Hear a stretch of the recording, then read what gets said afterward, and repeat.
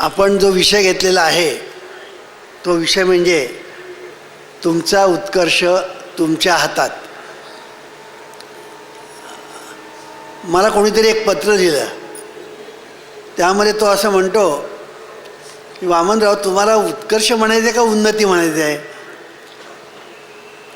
कारण त्याचं म्हणणं असं की उत्कर्ष सर्वांनाच पाहिजे असतं, पण उन्नतीचा कोणी विचार करत नाही. तर तुम्हाला नेमकं उन्नती म्हणायचं का उत्कर्ष चुकून म्हटलं? त्याचं उत्तर असं की त्यात काहीही चूक नाही, देर इज नो मिस्टेक. उत्कर्ष हा शब्द मी जाणून बुजून वापरलेला आहे आणि त्याचा अर्थ असा की प्रगती आपण ज्याला म्हणतो, त्या प्रगतीमध्ये दोन गोष्टी आहेत, एक उत्कर्ष आणि एक उन्नती, दोन्ही मिळून प्रगती. आता उत्कर्षाला मी का महत्त्व दिलं त्याचं कारण सांगतो की आपल्या भारतवर्षात बारकाईने जर आपण अभ्यास केला तर आपल्याला दिसून येईल की आपल्या या देशाने दारिद्र्याची पूजा केली, दारिद्र्याची उपासना केली, दारिद्र्यालाच महत्त्व दिलं आणि जो दरिद्री तो कोणीतरी मोठा अशी एक समजूत आपल्याकडे होऊन बसली. उदाहरण द्यायचं झालं तर एखादा मनुष्य संन्यासी झाला की लोकांना विशेष काहीतरी वाटतं. अरे, घरदार सोडून सर्वस्वाचा त्याग करून तो संन्यासी झाला, केवढा मोठा वगैरे वगैरे लोक बोलतात. मी ऐकलेलं आहे म्हणून सांगतो, मी ऐकलेलं आहे म्हणून सांगतो, किंबहुना मी पाहिलेलं आहे म्हणून सांगतो. दोन्ही, मी पाहिलेलं आहे आणि मी ऐकलेलं आहे. मी जेव्हा प्रवचन करत नव्हतो तेव्हा मी प्रवचन ऐकायला जात होतो आणि आता माझ्यासमोर एवढा मोठा जनसमुदाय आहे तसं त्यावेळेचे प्रवचनकारांच्या समोर नसायचा. फार फार तर 50-60 मंडळी असायची. तर मी प्रवचन करत नव्हतो, पण मी कोणाचं तरी प्रवचन ऐकायला जात होतो. तर माझ्या शेजारी बसणारा माणूस एक दिवस गायब झाला. तर आम्ही चौकशी केली, तो कुठे गेला? तर म्हणाला गेला कुठेतरी, घरदार सोडून वगैरे कुठेतरी गेला. पुढे काय झालं, पुढे काही दिवसानंतर मला आमच्या दादर विभागातला एक माणूस भेटला. तो म्हणाला, चला मी तुम्हाला एका सत्पुरुषाकडे नेतो. मी म्हटलं चला आपण जाऊया. म्हणून त्यांनी मला त्या सत्पुरुषाकडे नेलं. त्या सत्पुरुषाने दाढी बिडी वाढवलेली होती आणि मी गेल्याबरोबर त्याने मला या बसा वगैरे सगळं म्हटलं. म्हणाले, वामनराव, लगेच वामनरावच म्हटलं मला त्याने. तुम्ही मला ओळखलं की नाही? म्हटलं नाही ओळखलं. म्हणलं आता मी जरा माझा जुना फोटो आणून दाखवतो. आणि ते आत गेले आणि जुना फोटो आणून दाखवला. आता हां, आता ओळखलं म्हटलं. ते माझ्या शेजारी जे बसले होते, ग्रस्त बसत होते, ते ग्रस्त होते. म्हणजे त्यांनी काय केलं, त्यांनी प्रथम साधूचा वेश घेतला आणि जे काय करत होते भजन बिजन वगैरे ते घरातून सुरुवात केलं. नोकरी धंदा वगैरे सोडलं आणि जे काय करायचं ते घरात करत होते. आणि पुढे ते एक दिवस घरातून जे गेले ते अजून परत आले नाहीत. ते पुढे माझी त्यांची भेट झाल्यानंतरची गोष्ट, ते गेले, ते परत कधी आले नाहीत. आता मला सांगा तुम्ही, माझ्या शेजारी ते बसत होते, पण त्यांना साधू व्हावं असं वाटलं. सर्वस्वाचा त्याग, बायको होती, मुलं होती, घरदार सगळं होतं आणि हे सगळं सोडून ते गेले. आता पुष्कळ लोक मला सांगायला लागले केवढा मोठा त्याग केला. हे मी मगाशी जे सांगितलं की मी पाहिलेलं आहे आणि ऐकलेलं आहे, तर हे मी काय सांगतो आहे की साधू होणं, बैरागी होणं, संन्यासी होणं ह्याला आपण इतकं महत्त्व दिलेलं आहे, इतकं महत्त्व दिलेलं आहे की असा जो माणूस करतो तो मोठा. दुसरा मी एक उदाहरण देतो. दुसरं उदाहरण म्हणजे मी ज्या ठिकाणी प्रवचन करत होतो, नंतर मी करायला लागलो, तेव्हा मी ज्या ठिकाणी प्रवचन करायचो तिथे माझा एक दिवस होता आणि दुसरा एक दिवस जो होता तो बेळगावचे एक प्रवचनकार ते मधून यायचे आणि त्या ठिकाणी प्रवचन करायचे. त्यांची माझी मग नंतर ओळख पण झाली. नंतर प्रवचन चांगलं करायचे, ते अत्यंत उत्तम प्रवचन करायचे. एक दिवस घर सोडून ते निघून गेले. एक दिवस ते घर सोडून निघून गेले. त्यांना 3 मुली, त्याच्यामध्ये त्याने पत्र लिहिलं की मी घर सोडून जातो आहे, आता तुमची सर्व काळजी ज्ञानेश्वर माऊलीवर. काय बघा, मग ह्यानी जन्म द्यायचा आणि सगळी काळजी ज्ञानेश्वर माऊलीवर. म्हणजे मला काय समजत नाही, पोरींची लग्न केली नाही, काय नाही आणि निघून गेले ते. आता मला सांगा, हे किती ही गोष्ट वाईट आहे की आपण जी जबाबदारी घेतलेली आहे ती पार पाडायची नाही आणि घरदार सोडून कुठेतरी निघून जायचं. हे गोष्ट काय हे होतं आहे. अहो, ज्ञानेश्वर माऊलींच्या वडिलांनी पण तेच केलं. आपण ज्या माऊलीचं स्मरण करण्यासाठी वर्षाला इथे जमतो, त्यांच्या वडिलांनी तेच केलं. हे मी का सांगतो आहे की आपल्या देशामध्ये दारिद्र्याचीच आपण उपासना करत आलो आणि म्हणून as you think so you become. अजूनही सुद्धा आम्हाला परमार्थ करावा असं वाटतो. आणि परमार्थ करायचं म्हणजे काय, नोकरी धंद्याकडे दुर्लक्ष करायचं, बायको मुलांकडे दुर्लक्ष करायचं, व्यवसायाकडे दुर्लक्ष करायचं, घरादाराकडे दुर्लक्ष करायचं आणि कुठेतरी वर डोळे लावून बसायचं.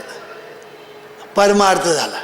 कुठेतरी गुहेत जाऊन बसायचं, परमार्थ झाला. कुठेतरी जंगलात जाऊन बसायचं, परमार्थ झाला.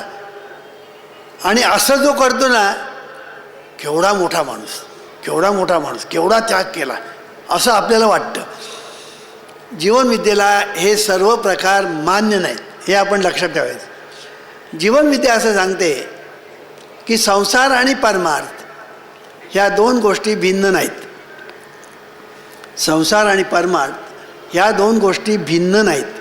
एकाच नाण्याच्या 2 बाजू जशा असतात तशा एकाच नाण्याच्या 2 बाजू, म्हणजे एक बाजू संसार आणि दुसरी बाजू परमार्थ. आणि म्हणून मी नेहमी सांगत असतो की जागृती आणि निद्रा ह्या 2 गोष्टी भिन्न दिसायला आहेत, प्रत्यक्षामध्ये त्या भिन्न नसून एकमेकांना साधक आणि पोषक अशा तऱ्हेच्या आहेत. किंबहुना एक दुसऱ्याला जन्म देतं, दुसरं पुन्हा पहिल्याला जन्म देतं आणि अशा तऱ्हेने आपलं जीवन चाललेलं असतं. आपण आता सगळी मंडळी जागी आहोत. घरी गेल्यानंतर आपण झोपणार. काही मंडळी तर इथेच झोपतात. कळलं की नाही? ऐकताच प्रवचन ऐकतात आणि इतके तल्लीन होतात की त्यांची समाधीच लागते. जागृतीतून निद्रा आणि निद्रा संपली की आपल्याला जागृती येते. जागृतीतून निद्रा आणि निद्रेतून पुन्हा जागृती, असं आपलं जीवन चाललेलं असतं. पण दिसायला 2 भिन्न वाटतात. निद्रा वेगळी, जागृती वेगळी असं वाटतं आपल्याला, पण त्या एकमेकांना पोषक आहेत हे आपण लक्षात घ्यायचं. तसं संसार आणि परमार्थ आहे की संसार आणि परमार्थ हे एकमेकांना पोषक आहेत, ते एकमेकांना विरोधी नाहीत. पण आतापर्यंत आपला असा समज झाला की हे एकमेकांना विरोधी आहे आणि त्याचा दुष्परिणाम असा झाला की आपण जास्त आपलं ज्याला इंडिव्हिज्युअलिस्टिक म्हणतात की आपण आपल्या आत्मसंकुचितपणा ज्याला आपण म्हणतो ते आपण जास्त आत्मकेंद्रित झालो, आत्मसंकुचित झालो. आपण आपल्या पुरताच विचार करू लागलो. आपण इतरांचा विचार करायचं सोडून दिलं. मला काय करायचं इतरांशी, मी बरा आणि माझं काम बरं, अशा तऱ्हेने आपण इतके आत्मकेंद्रित झालो की आपल्याला इतरांकडे बघायलाच वेळ नाही, फुरसत नाही, जरुरी वाटत नाहीशी झाली. कारण का, आपल्याकडे ही जी शिकवणूक गेली की जप करणं, तप करणं, ध्यान करणं, उपासना करणं, पूजा करणं, या सर्व गोष्टी आपण ज्या करत आलो त्या वैयक्तिक स्वरूपाच्या होत्या आणि आहेत. अजूनही एखादा मनुष्य पूजा करतो तेव्हा तो एका खोलीत बसतो आणि एकटाच पूजा करत असतो. जप करणारा मनुष्य हातात माळ घेतो आणि कुठेतरी खोलीमध्ये बसून जप करतो. तप करणारा कुठेतरी झाडाखाली बसतो किंवा कुठेतरी जंगलात जाऊन बसतो आणि तप करतो. अशा तऱ्हेने उपासना करण्याच्या ज्या पद्धती आहेत अध्यात्माच्या परमार्थाच्या नावाखाली, त्या सगळ्या आत्मकेंद्रित संकुचित स्वरूपाच्या, इतक्या संकुचित स्वरूपाच्या की जप करणारा माणूससुद्धा बघा किती संकुचितपणा, की गोमुखी म्हणून एक प्रकार आहे, पिशवी असते गोमुखी म्हणून, त्याला गोमुखी म्हणतात. त्याला एक पिशवी असते ती, आणि त्या पिशवीमध्ये माळ असते आणि हा हात त्या पिशवीमध्ये घालतो आणि आणि काय करतोय काय हा, नाही म्हणाले जप करतो. मग जप करतो, मग असं असं कशाला, नाही म्हणाले मी जप करतो हे सुद्धा कोणाला कळता कामा नये. कळलं की नाही, मी जप करतो हे पण कोणाला कळता कामा नये म्हणून गोमुखीमध्ये हात घालून जप करायचा. आणि ज्ञानेश्वर महाराज उलट सांगतात, काळ वेळ नाम उच्चारिता नाही, दोन्ही पक्ष पायी उद्धरती. अरे मोठ्याने नाव घे, चोरून नाव कसलं घेतोच लेका, मोठ्याने नाव घेतलंस ना तुझा उद्धार होईल आणि ऐकणाऱ्यांचा उद्धार होईल. म्हणून आम्ही प्रार्थना मोठ्याने म्हणतो, हे ईश्वरा सर्वांना चांगली बुद्धी दे, आरोग्य दे, सर्वांना सुखात आनंदात ऐश्वर्यात ठेव, सर्वांचं भलं कर, कल्याण कर, रक्षण कर, आणि तुझे गोड नाम मुखात थंड राहू दे. बघा ही प्रार्थना मोठ्याने म्हटली, किती लोकांना ऐकू गेली, एवढ्या लोकांना ऐकू गेली. मी ह्याला गेलो होतो कराडला. त्या कराडला त्या ठिकाणी मोठं मैदान होतं आणि आम्ही त्या ठिकाणी जवळजवळ 70-75 लोकांचा जमा होता समुदाय. 108 वेळा प्रार्थना आम्ही सामुदायिक म्हटली. ही विश्व प्रार्थना आम्ही 108 वेळा त्या ठिकाणी सामुदायिक म्हटली.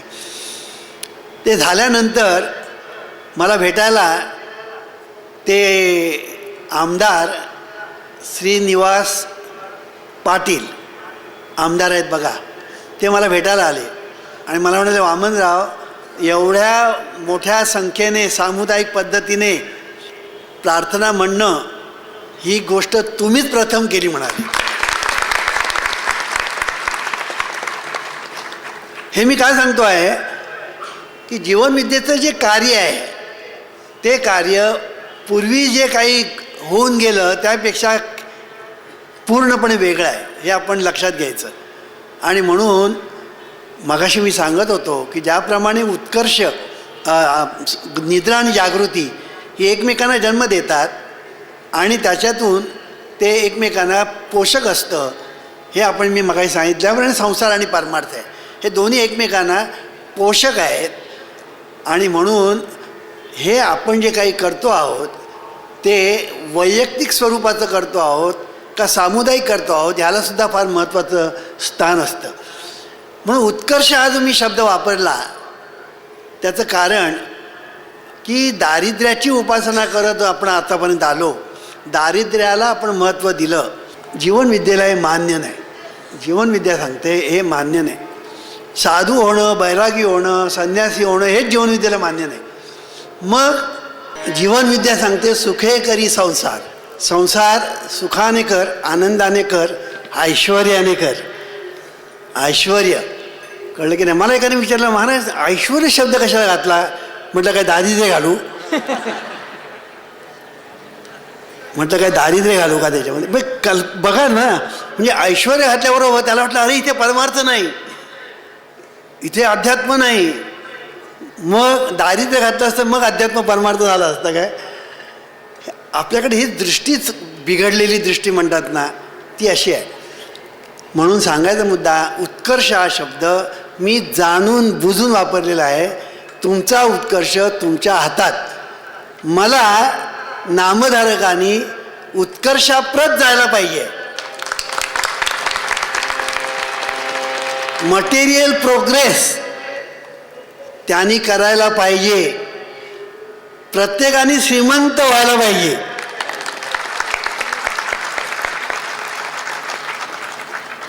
प्रत्येकाने श्रीमंत व्हायला पाहिजे, पण चांगल्या मार्गाने.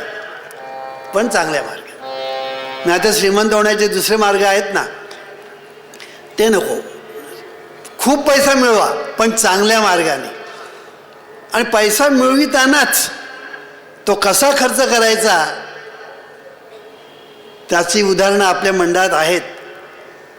त्याची उदाहरणं आपल्या मंडळात आहेत की पैसा मिळवतात आणि चांगल्या कार्याला, जीवनविद्येच्या कार्याला खर्च करतात. म्हणजे परमार्थ पण केला. बघा, म्हणजे परमार्थ करण्यासाठी जंगलात जायला नको.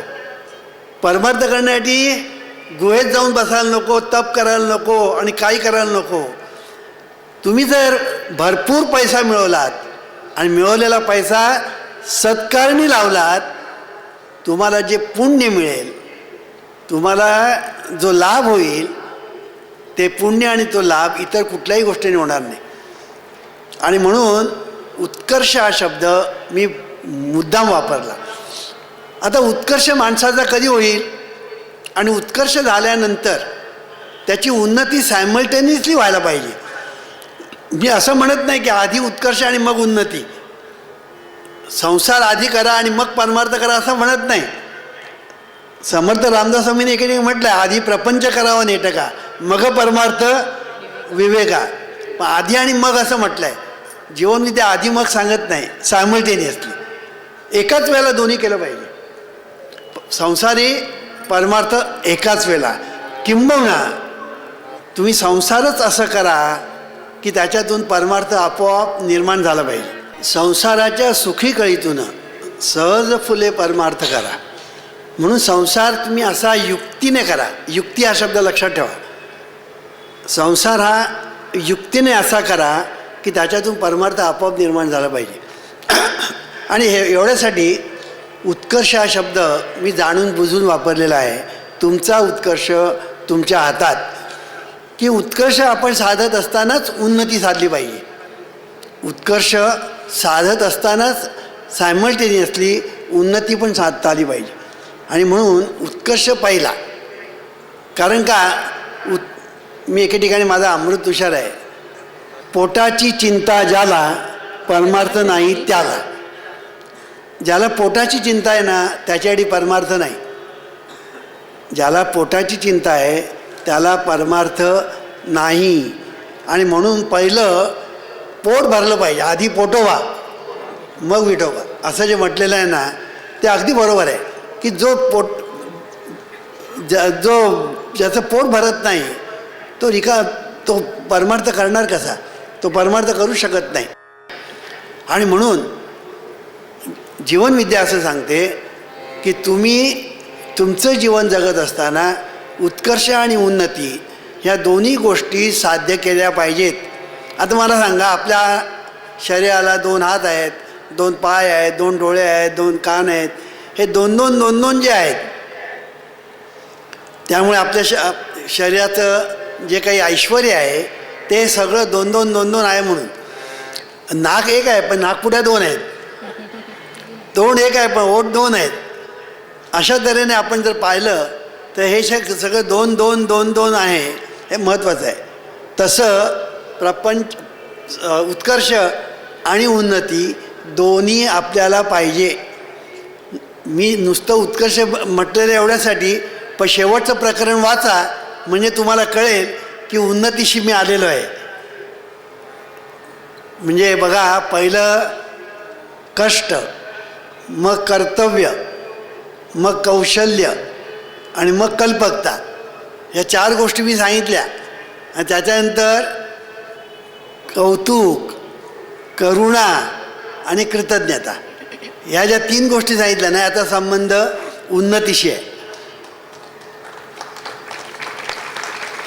म्हणजे लक्षात तुमच्या येईल की उत्कर्ष साधता साधता साधता आपण उन्नतीकडे कसं जातो ते मी याच्यात शिकवलेलं आहे. म्हणून हे पुस्तक प्रत्येकाने जाताना विकत घ्या. तुमचा उत्कर्ष तुमच्या हातात, आणि 10 वेळा वाचा. आणि तुमचं पुस्तक कोणालाही देऊ नका.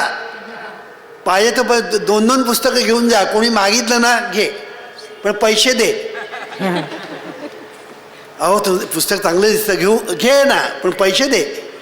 म्हणजे तुम्ही दुसरं पुस्तक लगेच घ्यायचं की पुन्हा दुसऱ्या द्यायला तयार. फुकट कोणाला देऊ नका. सांगायचा मुद्दा असा की उत्कर्ष आणि उन्नती या दोन्ही गोष्टी आपल्याला हव्यात. नुसता उत्कर्ष आणि नुसतं उन्नती उपयोगाची नाही.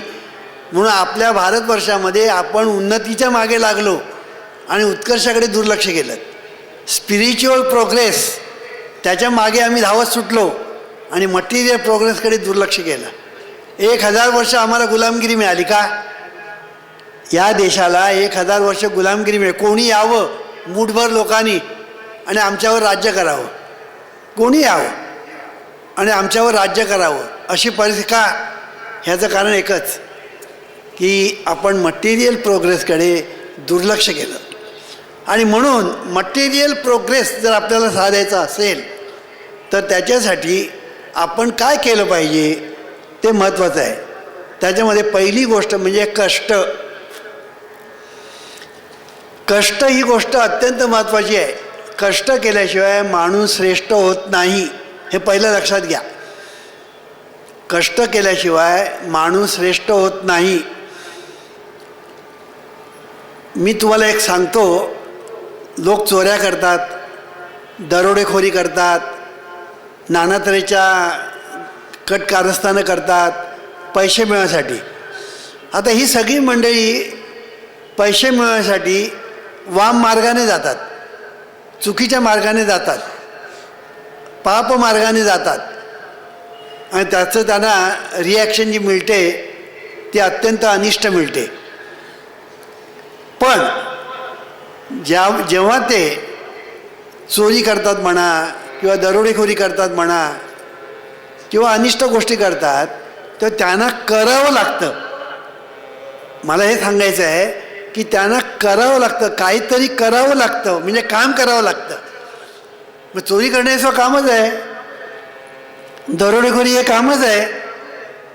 पण ते जे काम आहे त्या कामातून तुम्हाला पुढे अनिष्ट प्रतिक्रिया मिळणार आहे, हे लक्षात ठेवा. मग कामच जर करायचं झालं तर चांगलं करूया ना, वाईट कशाला? आता बघा, मुलं जेव्हा परीक्षेला जातात तेव्हा काही मुलं अशी असतात की त्यांची धडपड चाललेली असते. पेपर कोण फोडेल का, पेपर कोण आपल्याला सांगेल का, कॉपी आपल्याला करायला मिळेल का, मग आपण कॉपी कशी करायची, त्याच्यासाठी काय काय करायचं, हे सगळं करतात. मग त्या एक्झामिनरला जाऊन भेटणं, त्याला पैसे देणं, मागे हे सगळं करण्यापेक्षा मेल्यानं तुम्ही अभ्यास करा ना. म्हणजे तुम्हाला कष्ट इथे पण आहे तिकडे पण आहे. मग जर कष्टच करायचे असेल तर चांगल्या मार्गाने करा ना, अभ्यास करा, चांगले मार्क मिळवा, पुढे जाल. पण कॉपी करायची, कुठे पेपर फुटतो का बघायचा, कुठे एक्झामिनर जाऊन पैसे द्यायचे, ह्याच्यातून तुमची प्रगती होणार नाही. पैसे देऊन तुम्ही पास व्हाल, पुढे काय? पुढे काय? इंटरव्ह्यूला जेव्हा जाल तेव्हा तिथे तुम्हाला उत्तर द्यायला पाहिजेत. ते उत्तर तुम्ही देणार कसे? बरं द्याल, पैसे चालले कोणाला तरी, झाला पास, लागली नोकरी, पुढे काय? नोकरी लागल्यानंतर नोकरी काम करायला नको. मला सांगायचा मुद्दा असा की असे हे वाम मार्गाने जाण्यापेक्षा इष्ट मार्गाने जा ना. आणि म्हणून कष्ट करण्यामध्ये आपण कधीही टाळाटाळ करू नये. का? कारण एक गोष्ट लक्षात ठेवायची की आपण कष्ट का करतो? आता इथे तुम्ही इतके मंडळी बसलेली आहात. मी जर तुम्हाला विचारलं तुम्ही कष्ट का करता, तर तुम्ही सगळे मला एक उत्तर द्याल, पोट भरण्यासाठी. काय वामन, हा काय प्रश्न झाला? हा काय प्रश्न झाला? आम्ही पोट भरण्यासाठी कष्ट करतो, काम करतो, म्हणजे तुमचा प्रश्न आम्हाला काय बरोबर वाटत नाही. मग आता तुला सांगतो, तू पोट भरण्यासाठी काम करतो, पण देवाने तुला पोट का दिलं? पोट भरण्यासाठी काम करतो ठीक, पण देवाने तुला पोट का दिलं? मग तीच देवाची चूक आहे म्हणाली. देवाची तीच चूक आहे म्हणाली. देवाने आम्हाला जर पोटच दिलं नसतं ना, तर आबाद होतं म्हणाले. मग काम करायला नको, कष्ट करायला नको, त्रास घ्यायला नको, आणि काय नको, आरामात सगळं झालं असतं. पण ती व्यवस्था नाही. एक लक्षात ठेवा, जीवनविद्येने जी व्याख्या केलेली आहे ती इतकी सुंदर केलेली आहे. निसर्ग नियमासहित, स्वयंचलित, स्वयंनियंत्रित, नैसर्गिक पद्धतशीर व्यवस्था म्हणजे परमेश्वर. ही जी व्याख्या केलेली आहे, ही व्याख्या इतकी सुंदर आहे की एक सायंटिस्ट मला भेटला प्रवचन झाल्यावर. एके ठिकाणी माझं प्रवचन झाल्यानंतर एक सायंटिस्ट मला भेटला. तो म्हणाला, वामनराव, मी एक बऱ्यापैकी सायंटिस्ट आहे आणि तुम्हाला मी सांगतो, तुम्ही केलेली परमेश्वराची व्याख्या मोस्ट सायंटिफिक.